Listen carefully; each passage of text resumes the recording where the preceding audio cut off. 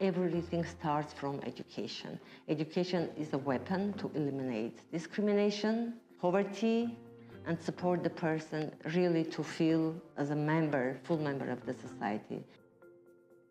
When education is truly inclusive, every child feels empowered to learn, regardless of their background, ability, or circumstances.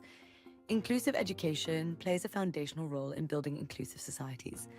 But inclusion cannot happen on its own. It requires inclusive leaders who shape attitudes and behavior by creating a school environment that values diversity and respect. Noi reușim să încadrăm elevul în societate. Când zic elevul, mă refer la fiecare elev. La fiecare elev care are altă culoare, care are altă religie, care are necesități speciale și care urmează a învăța unul de la altul ce poate fi mai frumos. Omenirea poate să... Across Central and Eastern Europe, many schools are making progress in fostering inclusive education. But new inclusion challenges keep rising. Issues like language, ethnicity, and political tension make inclusive education more complicated. Across the region, many students speak a different language at home, which makes it difficult for them to fully integrate at school.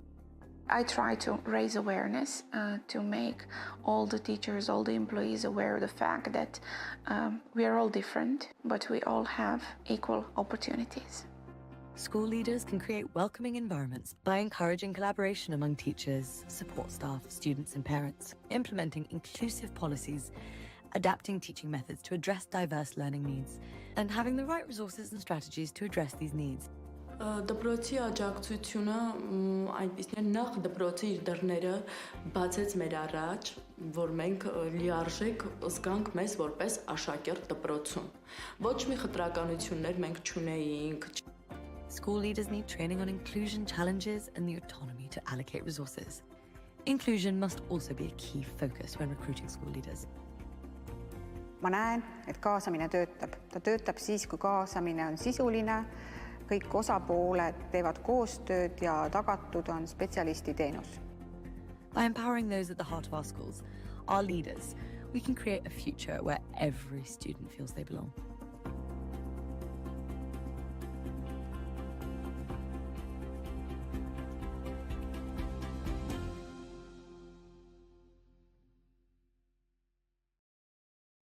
Good morning, everybody, and welcome to today's event, where we will explore a critical and timely topic, leadership in education and its role to foster inclusion.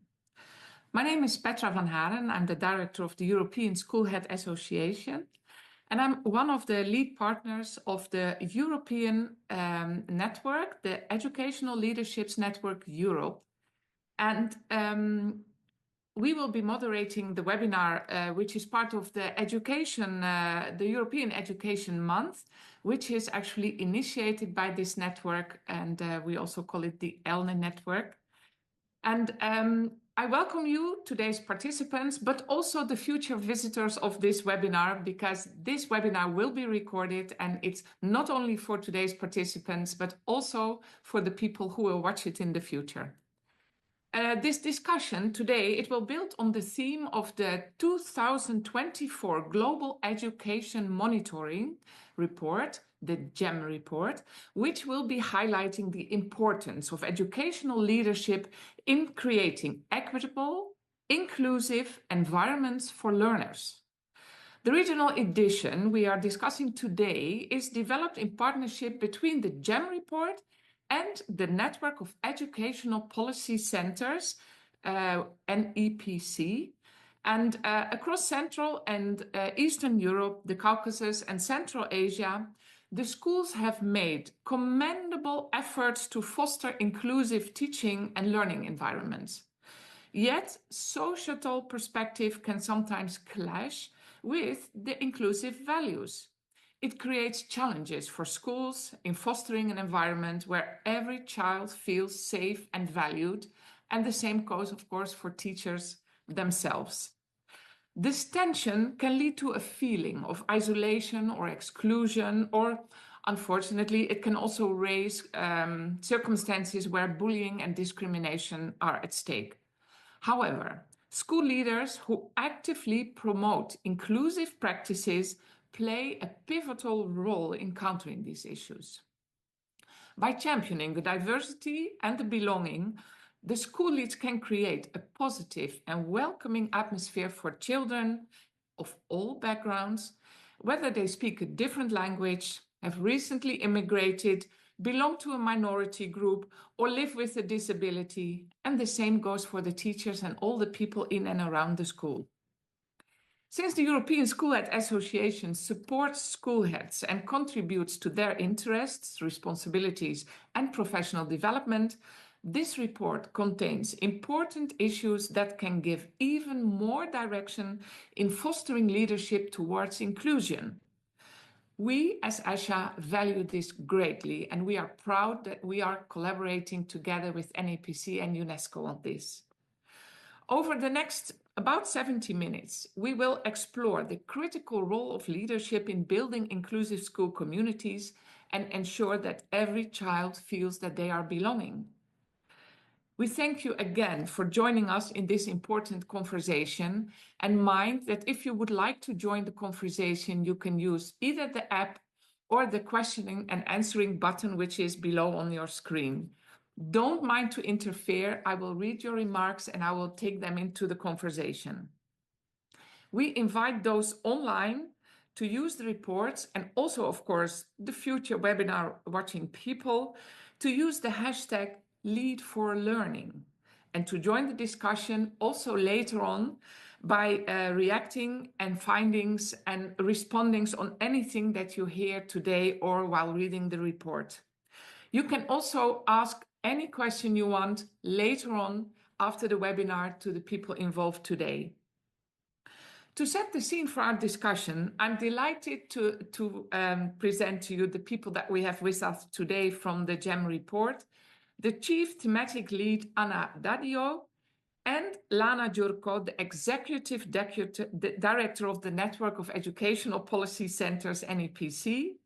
And they will take us through some of the findings and recommendations of the new Regional Educational Report on Leadership for Inclusion. So, Anna and Lana, you have the floor. Thank you, Petra. I'm just sharing the screen, so let me know if you can see it. Okay, great. So thanks a lot. I'm delighted to be with you today and with the audience that will follow this webinar today or in the future. As the report is a shared outcome with the Network of Education Policy Center, and we have here Lana that has really steered the process from her side. I'm delighted also to share the presentation with her. So at some point, I will pass the baton to her. So, and delighted to be here also for the European Education Month webinar for that's really talking about leadership and the leadership for inclusion, which is a very important topic, as we all know.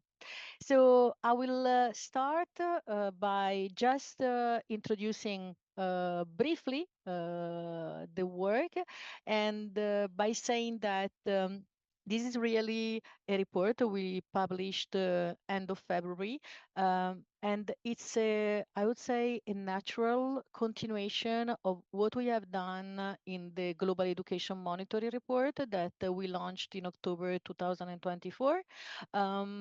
The global report was titled Lead for Learning, and it was about leadership in education, of course, and it took really a very broad stance on leadership, on educational leadership, because it didn't look just at school leadership, so leadership within the schools, but also leadership at the system level and also political leadership.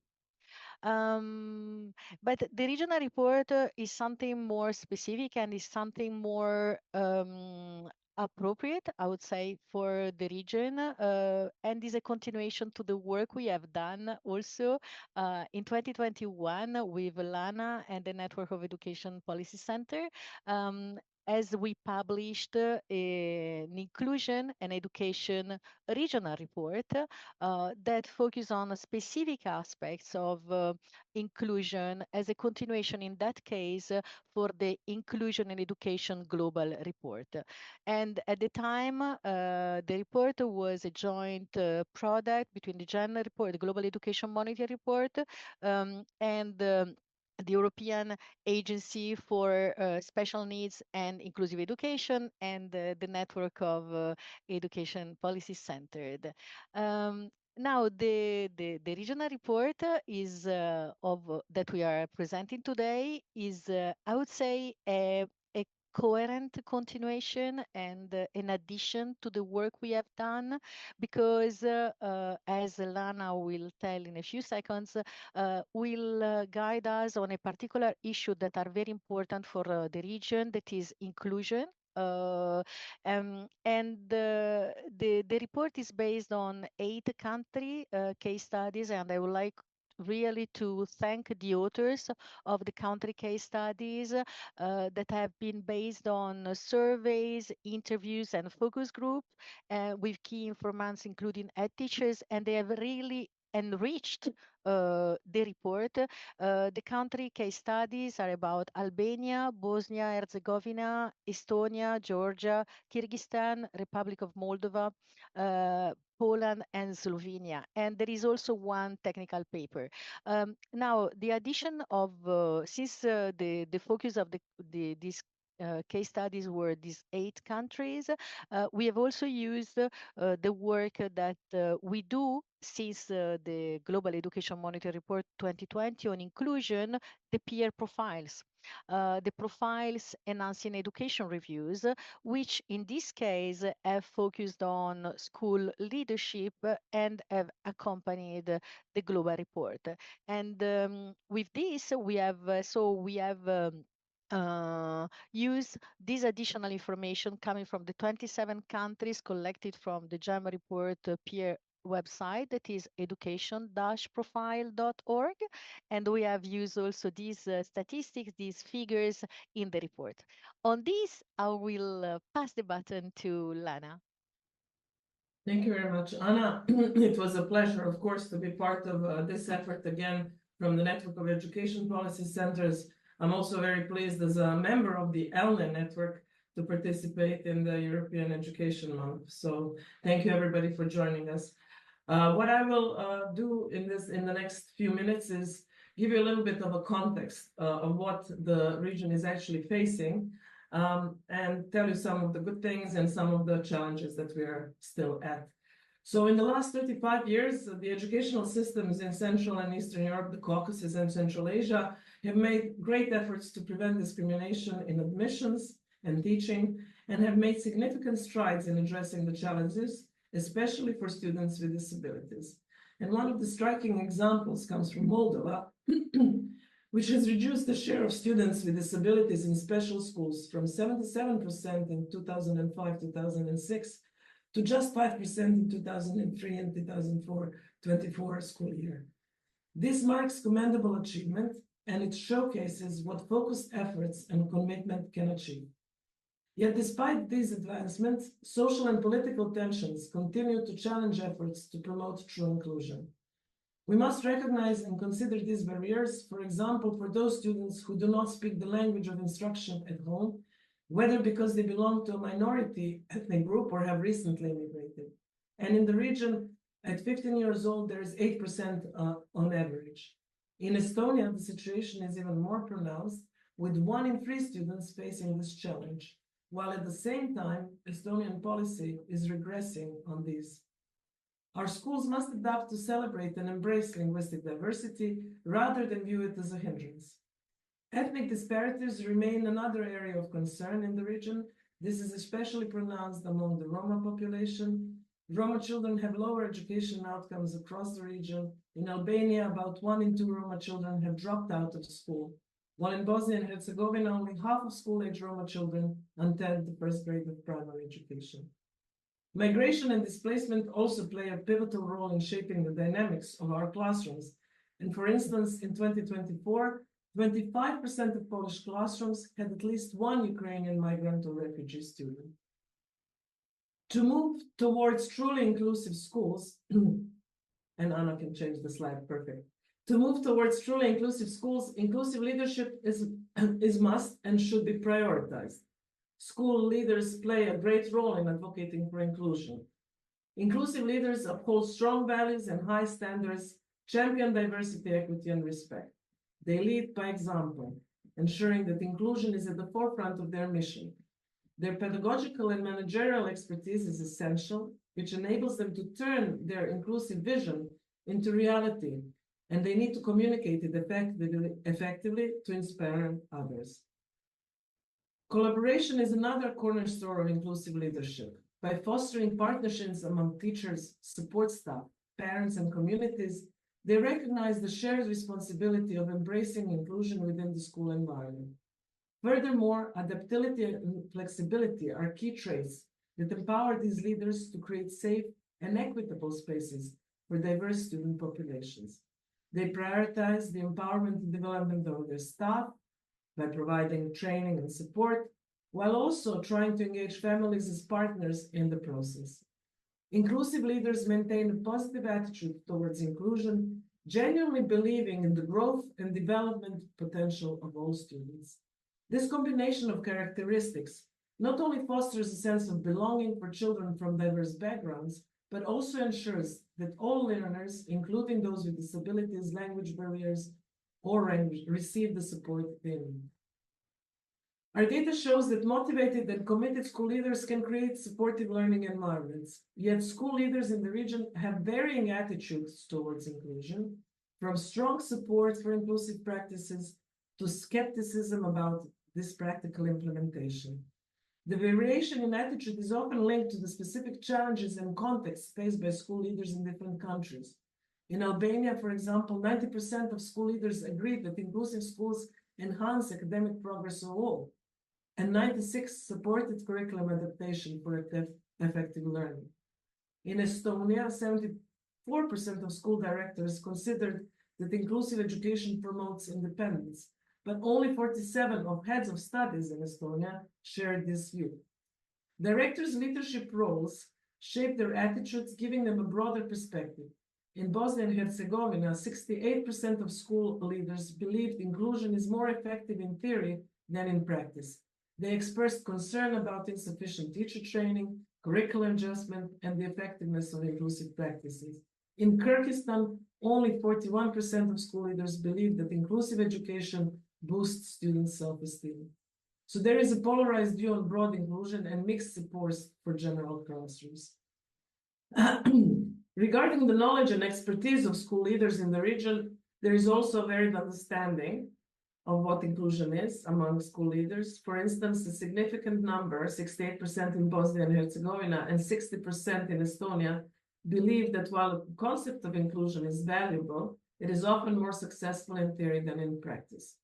There's also a pressing need for better preparation of school leaders. Despite the demand for comprehensive training before assuming leadership roles, only 65% of countries offer pre-service training, and a mere 19% provide an induction program for new leaders. Regarding in-service training, while all countries do include inclusive education as part of professional development, the emphasis tends to lean towards administrative compliance instead of specific strategies for implementing inclusive practices. The findings related to professional standards highlight that 48% of surveyed countries have established specific leadership standards. However, only a few of those frameworks explicitly integrate inclusion as a core component. A review of principal preparation programs showed limited coverage of essential leadership dimensions. Out of 28 analyzed programs, only 21% addressed all four critical areas: setting expectations, emphasizing learning, fostering collaboration, and developing people. Lastly, the report stresses the necessity for school leaders to possess specialized knowledge and understanding of inclusion to effectively cater to diverse student needs. Identifying these challenges has shaped the recommendations presented in this report, and I will leave this to Anna to present to you. Thank you very much. Thank you, Lana. Thanks a lot. So I will move to the recommendation of the report, and the which align very much with the recommendation of the global report, but take also into account specific feature of the region. First of all, when we think about leadership, we think about uh, which decision, which roles they are taking. And so the idea is that we know, and the evidence showed that the school leaders that are trusted and empowered are those that are better carrying out their roles. So what does it mean in practice? This means that it's important to create the enable condition to foster inclusion because leaders need the opportunity to take decisions, and the evidence and show that when they are trusted to use their skills, their influence is greater. However, in this context, when we talk about empowerment or trust of school leaders, another words that come very often in the scene is autonomy. Autonomy is very important. And of course, when there is empowerment, it means that there is some degrees of autonomy. However, autonomy is not sufficient when it is not adequately supported. And what does it mean? It means that autonomy should be supported by clear roles. So, what is expected from school leaders to do? Is there any clear idea or framework? And as Lana was just saying, she was talking about the professional standards, for example. And in addition, to be possible, to be feasible, autonomy needs adequate, timely, predictable, and equitable resources. When you are asked to do something as a school leader and you have not the resources, either financial or human, you cannot do what you are expected to do. And so there is a lot also of insatisfaction or stress that goes when autonomy is not accompanied by this measure. And at the same time, it's not sufficient to talk about autonomy. Autonomy should be accompanied by accountability. Accountability for resource use is important. However, there should not be excesses also in this, because high-stake accountability can have also drawbacks. And the example that is reported here, but there are many more in the report, in Ljubljana municipality in Slovenia, school receive resources to support personal needs for inclusion. So they are autonomous in the choice of the type of support their staff needs to be able to do the inclusion, to carry out and foster inclusion. The second important point and the second recommendation is that it's not sufficient to talk about fostering inclusion. What are the conditions to make this more inclusion possible in school leadership? So school leaders need to be recruited with inclusion in mind. What does this mean? This means that, as the global report said, investing in the professionalization of school principal is really key. And in the region, what we have seen with the country profiles, the peer country profiles and the country studies, is that differently from the global level, the majority of countries in the region apply open competitive recruitment in both primary and secondary education, which is not something that happens everywhere in the world, but only 36% of countries require management experience. So it's important to be a fully qualified teacher, but it's also important to have management experience. Being a teacher is important because you know what happens in the classroom, but being a teacher doesn't mean that you are a good manager, a good school leader. So At the same time, when we talk about precisely about inclusion, and we look how selection processes select candidates for the role of school leaders, we realize that we are very far from the ideal because only selected countries assess candidates' preparedness to focus on inclusion.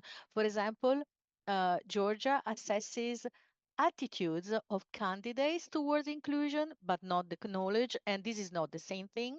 And or otherwise, in some contexts, there may be the focus on particular type of inclusion. Which is not inclusion as the Global Education Monitor report means.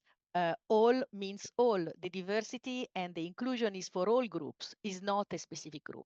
So, for example, Moldova only assesses disability and special education needs knowledge, and Kyrgyzstan only looks at special schools principle. So there is a partial view, which is already good, but there is a partial view on the meaning and the implication of inclusion. And if we look at about if we look at inclusion on the other side, so meaning looking at the representativeness of the school principals and the diversity and the role models that they can serve, we realize that diversity is not really the key word in that sense because besides the fact that female principal are still a minority, and I should add on this that we are preparing the gender report on school leadership, on educational leadership that will be published around the month of May. But there are also different types of diversity, and especially in the region that is very diverse in terms of ethnic origins. And we see here, looking at the country studies, but also at the peer profiles, that only Hungary, Romania, Serbia, and Slovakia have measures to promote diversity in principal positions. So this is another important point to keep in mind. And Lana has already talked about that, but it's very important to, when we talk about professionalization of school principal, we don't talk about just the selection, we talk about also uh, the preparation. And the preparation is not one shot. It doesn't happen just when school principal arrive in the office. This is very late. The preparation to become a school leaders is a continuous process that operates from the start when one has the aspiration or the ambition to become a school principal. And in that sense, the report argues that professional standards, even if in some contexts they can be seen as controversial, are very important because they can give clear directions about what are the roles that school leaders are expected to carry out, and how and what are the knowledge and expertise that is expected from them. And we see that in the region, only 48% of countries have adopted standalone professional standards and competency frameworks. Moreover, what the report highlights is that pre-service training is not mandatory in some countries, for example, in Bosnia-Herzegovina and Estonia and Kyrgyzstan. And also induction training is not very usual. What we see is that what happens generally is that school leaders are trained in service, and with, of course, the barriers that they encounter in terms of cost, in terms of time, especially when they teach.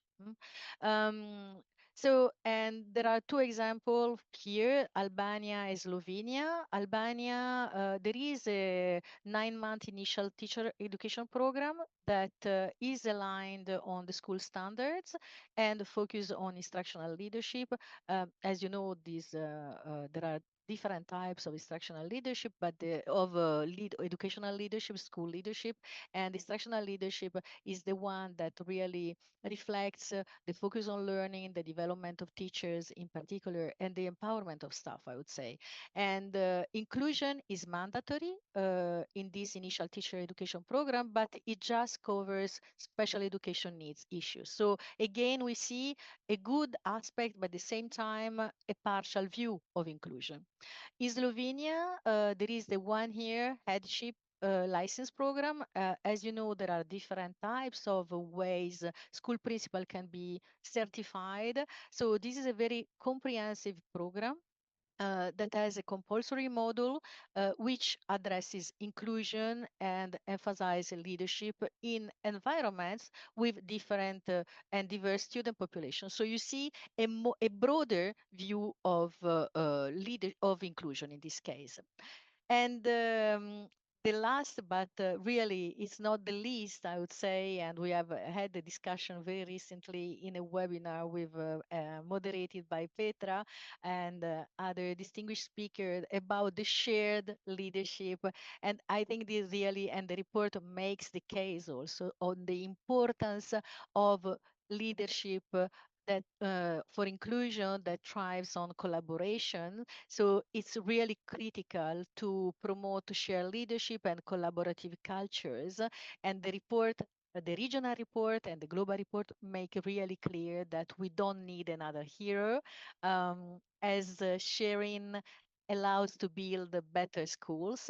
In the discussion we had with Petra the other day, there was this idea of a shared leadership as a hydra was a clear concept, and the discussions at the end concluded that it may seem a hydra, so very complex and multifaceted, but it's really crucial. So, and why? Because assistant principal and teacher lead in the classroom, students can be active leaders among peers, and parents and community, when they are included in the process, contribute to school success. And when we look at what happens in reality, this is the theory. When we look at the reality, we see just that 46% of school leader professional standards in the region currently require school principal to promote teacher cooperation. So I'm concluding here, just highlighting some forthcoming edition on the leadership. So the Central and Eastern Europe, Caucasus and Central Asia, Lead for Inclusion, was the first one, published end of February.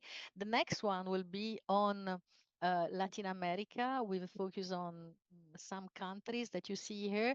The focus will be on distributed leadership specifically. So very interesting too, this report on distributed leadership. And then there will be in June another one on East Asia that will focus on educational leadership and digital transformation. At the same time, we will have a spotlight on Africa leadership in October 2025 on instructional leadership. And in the coming months, there will be also a youth report on youth participation in education policy making, an important kind of leadership, educational leadership, and the gender report on woman leadership role. Thanks a lot. Well, thank you so much, both Anna and Lana. And in a way, I feel a kind of hopeful because it seems a complex thing, inclusion. But in a way, I also hear quite simple. Inclusive schools need inclusive school leaders. And to start with it, all you need is that you have inclusion in mind. So we don't need big theoretical frameworks, just keep it in mind and then promote and cultivate your collaboration. And of course, it requires trust, empowerment, and training. But in fact, the hopeful thing is we can all contribute by just first taking it in mind before taking any next steps. We know from Anna and Lana, they just told us that the success of these inclusive practices hangs on supportive context. And transfer theory to practice seems a kind of difficult. We know it, but we don't do it. And I think, therefore, we have a perfect moment to introduce two new speakers here. We have Amanda Watkins and Roger Slee. Amanda is the inclusive educational expert on the University of Leeds, and Roger works for the Center of Disability Studies, also committed to the University of Leeds. Thank you for joining us today. And you are both the authors, the co-authors of a paper on inclusive education in Poland. And we know that in Poland, this inclusive education has gradually been improving, but of course, there are still challenges to address. Therefore, I have actually two questions for both of you, and maybe you can tell us something based on these recent studies. My first question would be, what are the biggest challenges and opportunities for school leaders to foster inclusion in the Polish schools? And second, how can these policy makers, the decision makers in Poland, make further support for school leaders and schools to create this more inclusive learning environment for students with their diverse needs, including those with diverse disabilities or migrant backgrounds? Can you tell us something more about your research? We keep the time in mind. We're a little bit behind on schedule, so I will be strict at the end. Thank you very much, Petra, and thank you very much to the team for the invitation for Roger and I to speak to you today.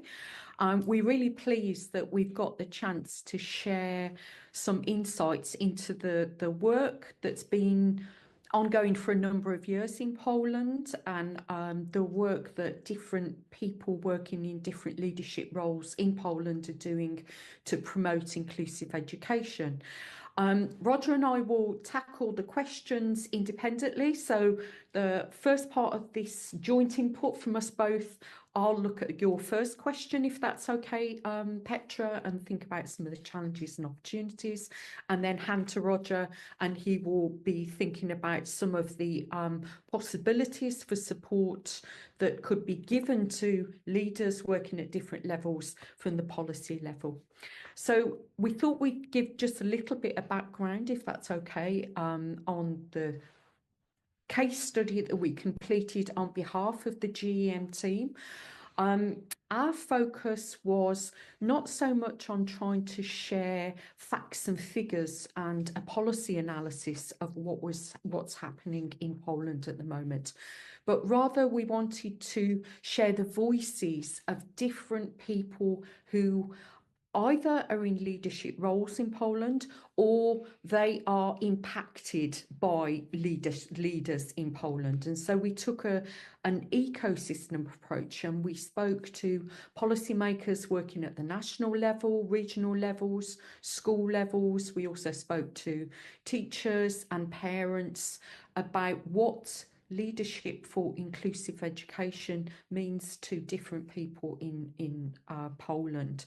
And so we really wanted to take a bit of a qualitative view, and so the information we're going to present now is a synthesis, a summary, a collection of the main messages which came from these different people during 5 online focus groups that we had during the autumn of 2024 with different people working at different levels on their views, these shared views about what does leadership that can promote inclusive education really mean. So a starting point for us, thanks Roger, was to ask different people, what characteristics do you feel leaders for inclusive education need?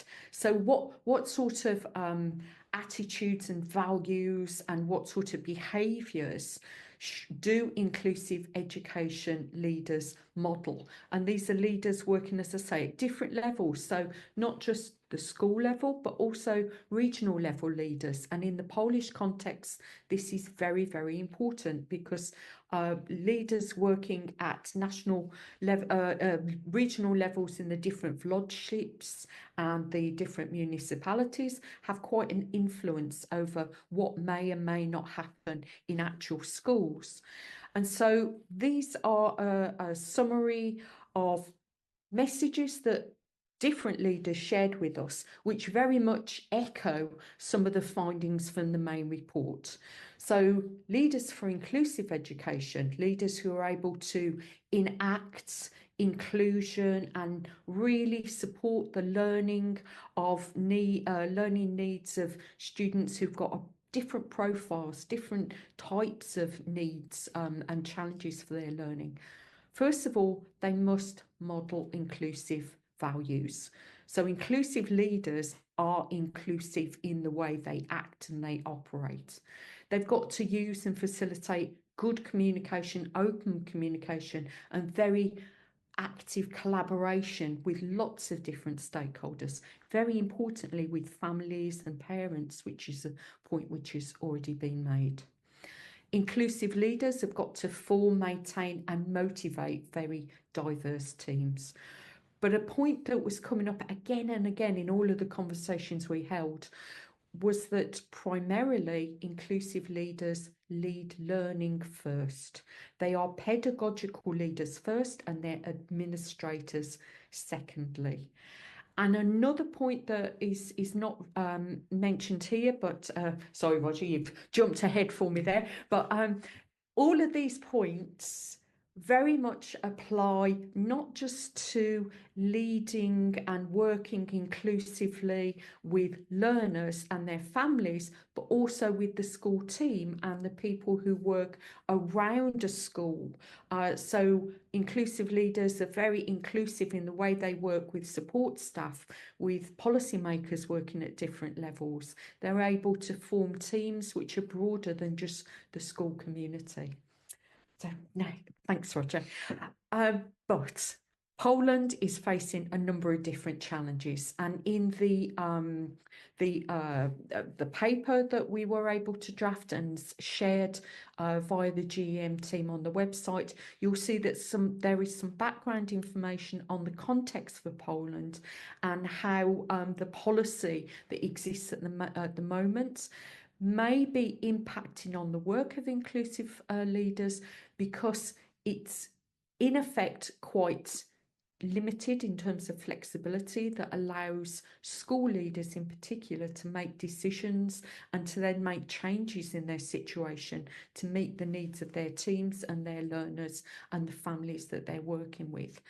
There are quite a lot of rigid regulations, particularly around school recruitment, that were being reported from stakeholders across the discussions that we had. School leaders themselves highlighted the fact that very often they are facing competing expectations, different stakeholders asking them different things. And that balancing those competing expectations is sometimes a real challenge for them.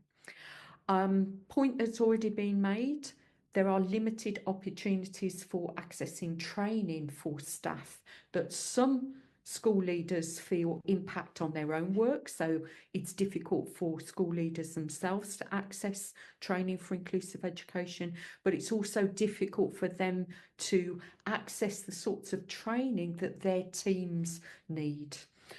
Linked to that, many school leaders reported that there was a lack of qualified staff to support students with different needs. But something underpinning a lot of their work was the reported pressures of a very rigid curriculum, which is very focused on content and meeting content goals. And there are challenges that are associated with that for the whole school team. Thanks, Roger.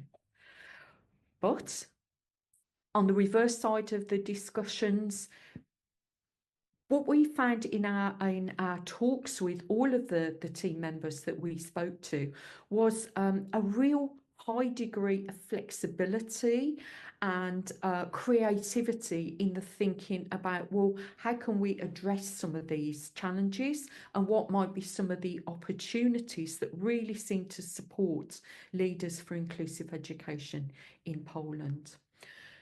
Priority number one, which seemed to come out, was that leaders across the system, as well as teachers and leaders of learning and parents, were saying that more and more all stakeholders working in the Polish system seem to recognise the importance of cooperation between themselves, and they saw this as a bit of a culture shift in the Polish education system.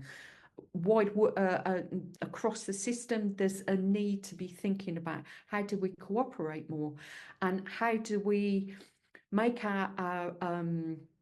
the importance of cooperating with people at different levels in the system. How is that now integrated more into policies at the national level and at the local and regional levels? There was recognition that school directors need to be able to develop partnerships, and that they need to be working in a way which has been mentioned earlier, in a way that supports other people to take on leadership roles and responsibilities. So not just sharing leadership, but actually supporting their team members to take on those roles. And one very interesting discussion we had with a number of different people was the request for many Polish leaders, for national level policymakers, regional level policymakers, to provide possibilities for joint roles within schools, within different clusters of schools, so that there could be educational leaders and administrative leaders working cooperatively, but people who had different types of roles but worked jointly to fulfill the needs of the schools. The idea of teachers as leaders is something which is not always widespread in Poland at the moment, but it is taking root. And as more teachers take on the responsibility to lead learning rather than just deliver the curriculum and assess against the curriculum, then this is felt as an opportunity for school leaders to make their schools more inclusive and to make sure that they are able to take opportunities and make use of different possibilities for autonomy and supporting decisions at the pedagogical level to make sure that learning needs are being met within their school communities. So Petra, those are some of the points that we'd like to highlight regarding the first question that we had for you. And now I'd like to pass to my colleague, Roger, who will tackle some issues from the second question. Thanks very much. Thank you so much, Amanda. But I must tell you that you have only 3 or 4 minutes left now for Roger. So be aware. Sorry about that. No problem. I'll work through as quickly as I can. And thank you again for the privilege of working on this project with you. So some of the key messages that we got. One of the messages was that there needs to be a recognition that it's not so much a case of introducing inclusive education in Poland, because it's already happening in a number of schools. The message also came out that we need to be careful about the assumptions that we make about the threshold knowledge of educators and school leaders. We can't assume that they already have those necessary skills and personal competencies or the degree of flexibility that the current situation demands of them.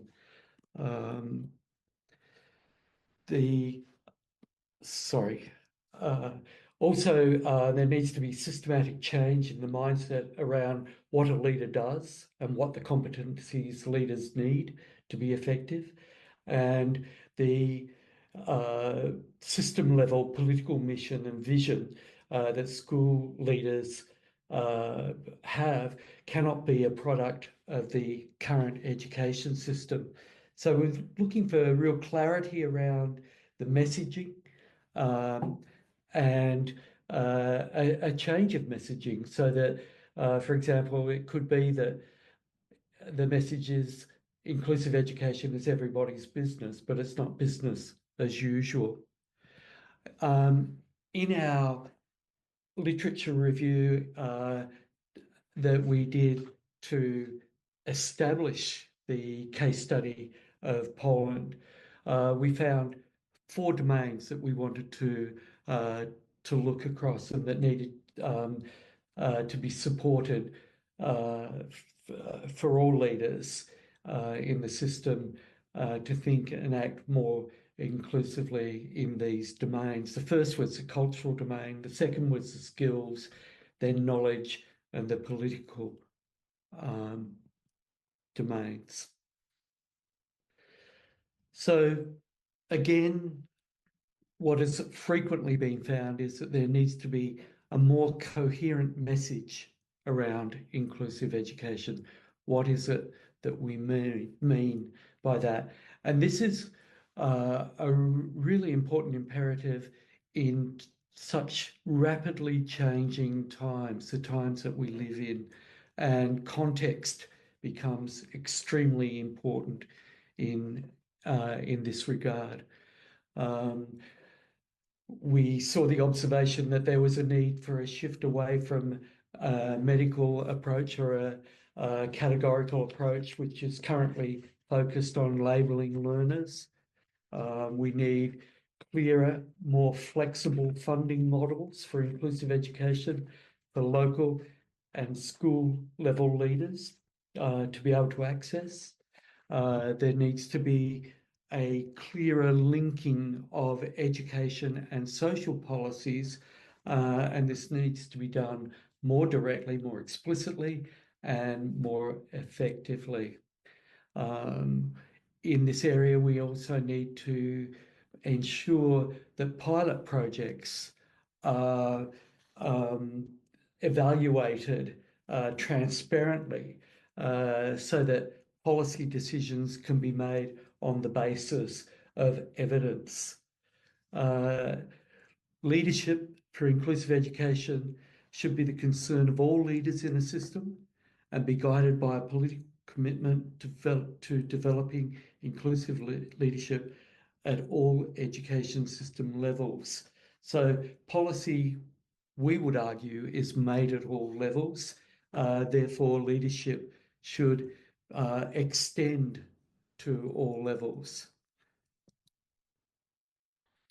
Sorry, Roger, I am going to stop you now because we have another wonderful guest, which is Anna Mlekuž. She is part of the Slovenian research team. She was the author of the Slovenian country case study. I want to come back to you, Roger, because you were not completely done, but I think also what Anna has to say is important. And then in the end, I hope that we have some time to talk about all the topics that were not addressed yet. Anna, the floor is yours. Thank you very much.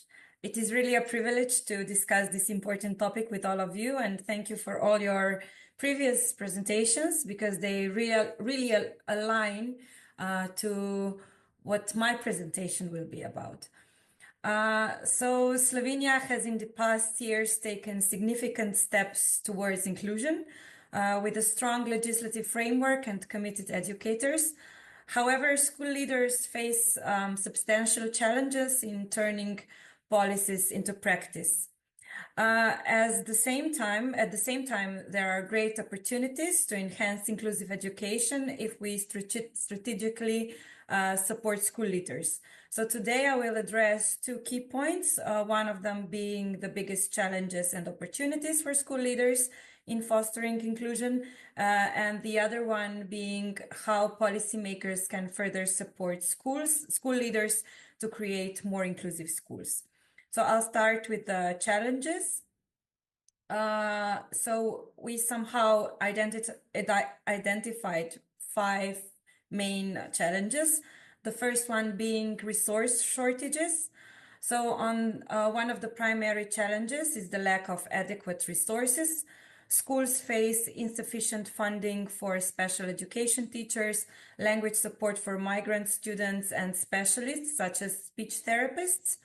Another significant issue is the shortage of teachers in general, including of course all listed above, and also compounded by the fact that many of them are leaving the profession.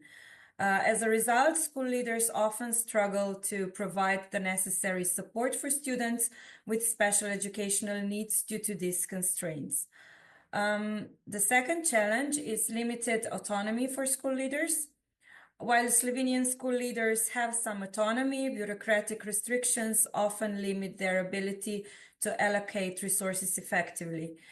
Greater flexibility in resource management would allow leaders to better respond to the diverse needs of their students.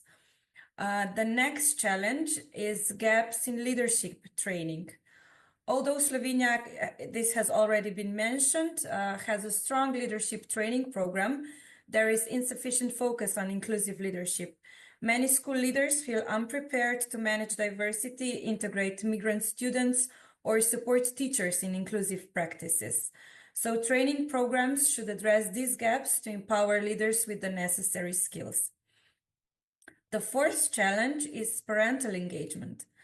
So there are two different challenges within this challenge. So some parents, particularly those from disadvantaged backgrounds, often struggle to engage with their child's education.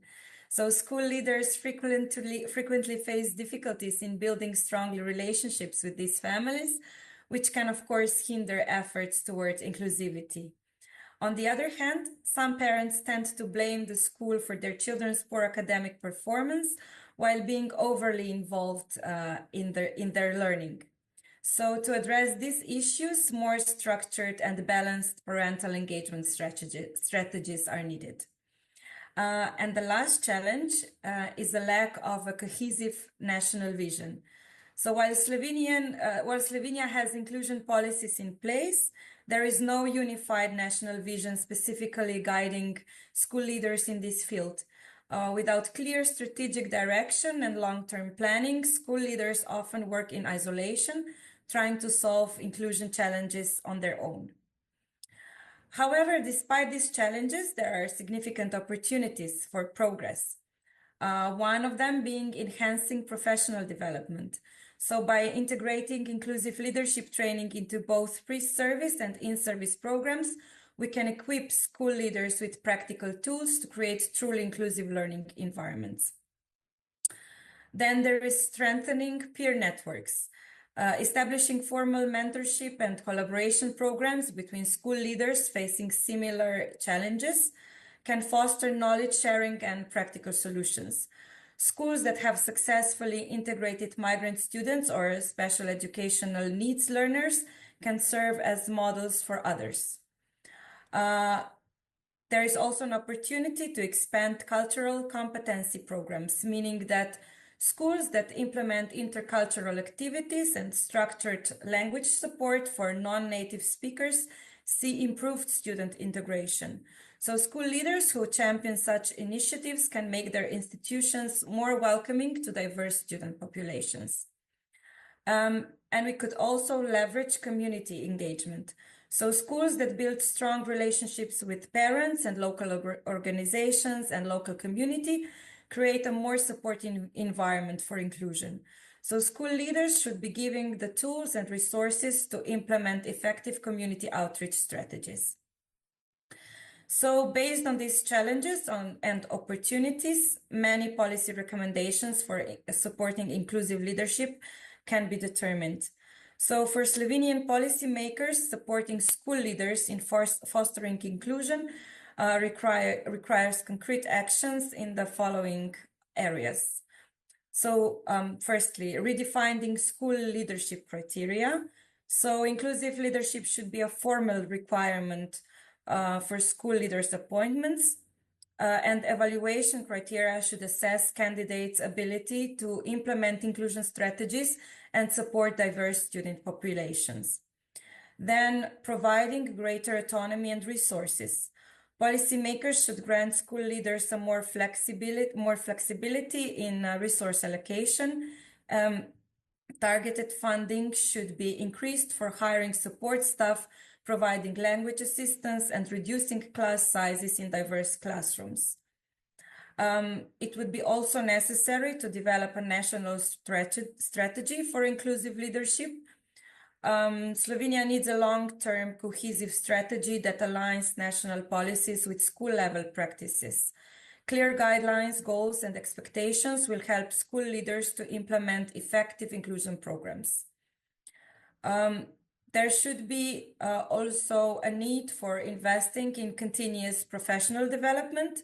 So this should be expanded. The inclusive education training should be expanded within leadership development programs, and workshops, peer learning initiatives, and exchange programs should be offered to help school leaders continuously refine their skills in the field of inclusion. It is also important to promote knowledge sharing and best practices.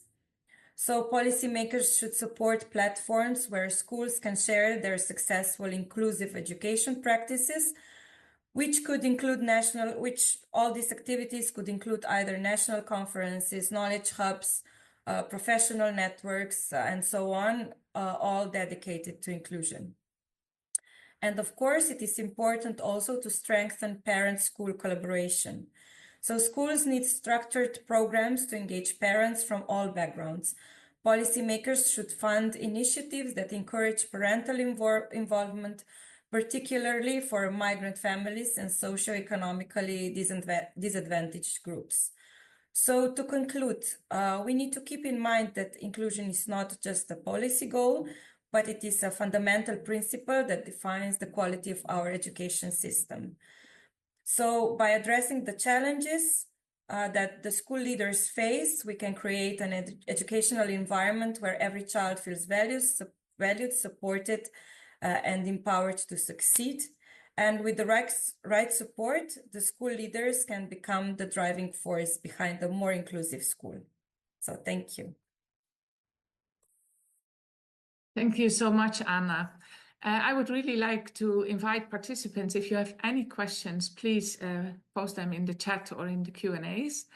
And be aware that both the report of Anna and also Roger and Amanda is to be found on the UNESCO website.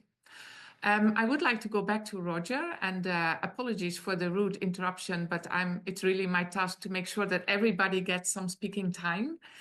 There are no questions so far, but could you elaborate a little bit more, Roger, on the points that you did already mention and maybe not yet mentioned, also in regards to the Slovenian and the general report? Sure, thank you very much. I do appreciate that, and I appreciate the position that you're in as a chairperson. So thank you. I'd like to make three very quick points about leadership and what came out of both our literature review and the case study of Poland. The first is the importance of context, and it's important that leaders are encouraged to and are given the skills to read context and to be able to apply policy with that in mind. We also found that much more guidance and support needs to be given to leaders to become intellectual and educational leaders, that they ought to be public intellectuals. So here, given the nature of social change, in a fast-changing world, being able to read those conditions and trends and changes is critically important, and leaders in the past have not always been encouraged to do that. And finally, I'd like to just remind ourselves of the importance that we found, certainly in the Polish case study, of fostering leadership across all of the constituencies of education and ensuring the proper representation and authenticity of voice for all population cohorts within schools. That is an element of leadership. So thank you very much, Petra. Yes. Well, I take out a few things which strike me in a way. The word context seems to be very important, but also the autonomy of school heads. Now, within ESHA, we work with a lot of school heads. And when we go a little bit deeper into the discussion, we find that in the end, school communities are quite similar, because there are the school leaders, there are the teachers, the parents, the staff, the kids. And that, in fact, a lot comes down to an entrepreneurial attitude of school heads, that sometimes you feel you don't have the autonomy, while in fact you may be able to create a kind of autonomy, because the legislation is not so much against you, but it's also a feeling of freedom. We have some 10 minutes left, so I would like to do a little round that everybody can have a final reflection, maybe on my remarks, maybe on something else, and try to keep it on to 2 minutes. I would like to start with Anna, and then go to Lana, to the other Anna, and in the end, Roger and Amanda one more time. So Anna Daddio, maybe you want to start with your final reflections. Yeah, thanks a lot, Petra, and thanks a lot also Anna, Roger, and Amanda for your very insightful comments. I mean, on autonomy, I think that there is a it's very complex, and I think there the issue of context is even more important because, as we know very well, the context is not just in terms of um, uh, what you have in terms of financial or human resources, is also governance, is that the institutional arrangements that exist and may constrain or give you freedom. We know because I just take your point about what you just said. I think that principal who enjoy a high level of autonomy may be able to match, for example, in terms of teachers' development, professional development, may match what is needed to promote an inclusive environment. For example, but this is shaped by the institutional framework. For example, they have the school leaders have a high degree of autonomy in decision related to teacher professional development. They can assess teachers using models developed by the School Leaders Association, and then can adapt this model to the needs of the school. But this is not the same things everywhere. So I would say that what is really important when we talk about leadership, and in terms of what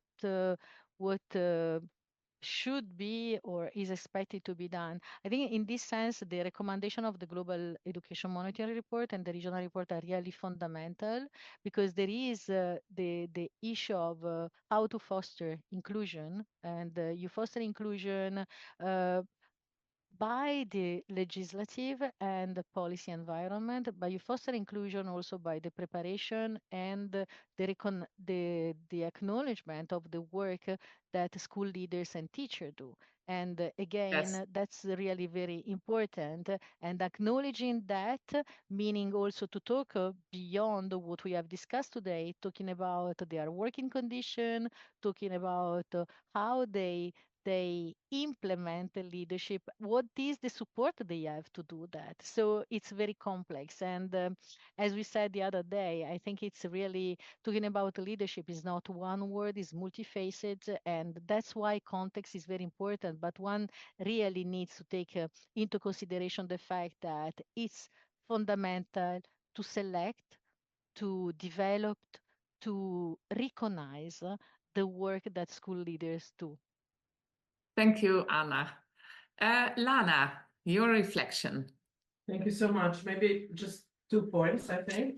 One is on what I think Amanda said about the necessity of pedagogical leadership of our school leaders.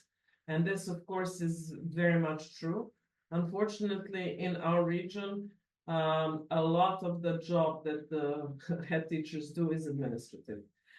And actually, they don't have time for pedagogical leadership, even if they had the knowledge, the values, and so on. So this is something that the policy needs to sort out. How Estonia, again, an example, they have an administrative leader and they have head of studies.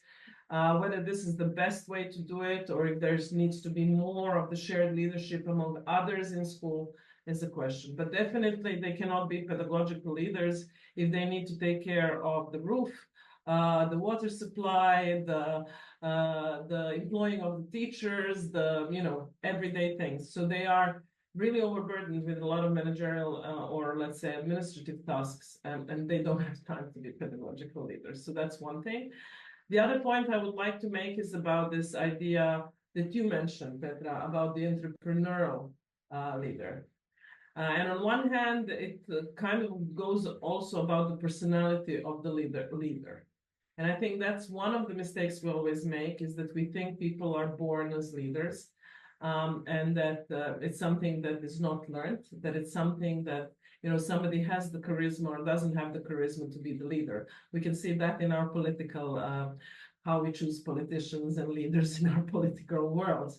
So this is something that I think is crucial not to make a mistake with school leaders, that we know that these things are skills and attitudes and things that can be learned and valued. We don't need heroes, or we don't need charismatic leaders. We need a system that prepares school leaders to really lead schools towards our visions. Thank you so much. Yes, thank you too, Lana. So actually you're saying to move away from managerial tasks to more leadership, in fact. Moving now to Anna Mlekuš. You are from Slovenia. Yes, thank you. When thinking about what to say to conclude, actually, Lana has expressed what I wanted to express as well, that it is really difficult to focus on being a pedagogical leader if you are burdened with that much administrative tasks. And at the same time, because I was also doing the focus groups for the report, a principle that I talked to came into my mind when I asked him, what does he think that a good school leader should be? And he said, well, first of all, he needs to be a human. So he wanted to say that the leader needs to have like empathy. He needs to understand the teachers. He needs to understand the students, and then everything else is much easier. Also, how to lead a school and how to use the autonomy that he or she has in order to make the environment more inclusive. So for me, also this part is quite important. The personal characteristics of a leader, which of course can be taught and can be developed through the education, through the also in-service training and so on. Thank you for this addition. I think it's very important. The last 2 minutes are for Roger and Amanda to conclude the webinar, and then I want to thank everybody who's here. Okay, I'll kick off again then, Petra. And I think I'd like to highlight the issue that within the system, leaders for inclusive education maybe are not just working in schools, and that a lot of the points and the challenges and opportunities that are being raised today, we need to consider those for policymakers, leaders who are working at regional levels, but also national levels. Because if we're expecting inclusive education systems and support networks around people who work in schools to help them to be effective, it means we need to be thinking about the attitudes, the skills, the knowledge base of leaders who are working at other levels in the system. And maybe that's something which is a bit of an overlooked area, and the implications of leaders who work at different levels who don't understand what inclusion means and don't understand the goals of the policy and what that actually means in application. I think that needs to be something that needs a lot of digging into in a lot of different ways. Absolutely. Roger, the last words are yours. Thank you very much. I'd just like to go back to some of the observations from the Convention on the Rights of Disabled People, the general comment that they made when they came back to looking at education systems. And they were saying that a lot of systems have interpreted inclusion as a question simply of how do we move special education into regular education? And that's not the aim whatsoever. The aim really is how do we reconstruct the culture of schooling for new times? And I think that message applies right across the various domains of diversity in our schools. How do we create schools that are culturally connected to new times and difficult times? Yes, thank you, Roger. This is really something very essential because times are moving very rapidly. And if we keep hanging in the past, we cannot move ahead, especially in this inclusion where things can go so fast and others can be left behind. It was my privilege to have you all and to be your moderator today. I want to thank Anna Dadillo from UNESCO, Anna Mlekuš, Roger and Amanda, who have been working on the regional reports. Last but not least, Lana Jurko from the Network of Educational Policy Centers. You were a guest in a webinar of the ELNE Webinar Week, the European Leaderships Network Europe. And I hope to see you again in the future. Have a very nice day. Thank you all so much.